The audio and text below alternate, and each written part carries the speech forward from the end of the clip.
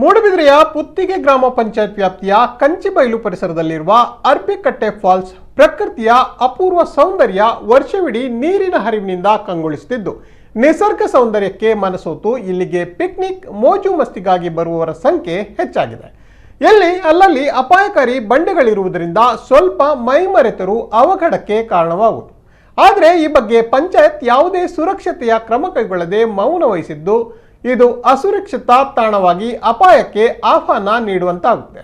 ಜಾರುವ ಬಂಡೆಯಲ್ಲಿ ನಿಂತು ಮೈಮರೆತು ಅಪಾಯ ಸಂಭವಿಸಿದ್ದು ಕೂಡ ಇಲ್ಲಿ ನಡೆದಿದೆ.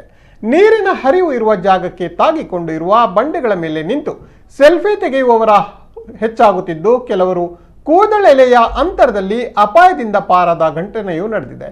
ಈ ಪ್ರದೇಶದಲ್ಲಿ ಕಳೆದ 5 ವರ್ಷಗಳಲ್ಲಿ 4 ಮಂದಿ ಸಾವನ್ನು ಕೂಡ ಅಪ್ಪಿದ್ದಾರೆ. ಇನ್ನಾದರೂ ಸಂಬಂಧಪಟ್ಟ ಅಧಿಕಾರಿಗಳು ಈ ಬಗ್ಗೆ ಸೂಕ್ತ ಕ್ರಮ ಕೈಗೊಂಡು ಸಮಸ್ಯೆಗೊಂದು ತಾರ್ಕಿಕ ಅಂತ್ಯ ಹಾಡಬೇಕಾಗಿದೆ.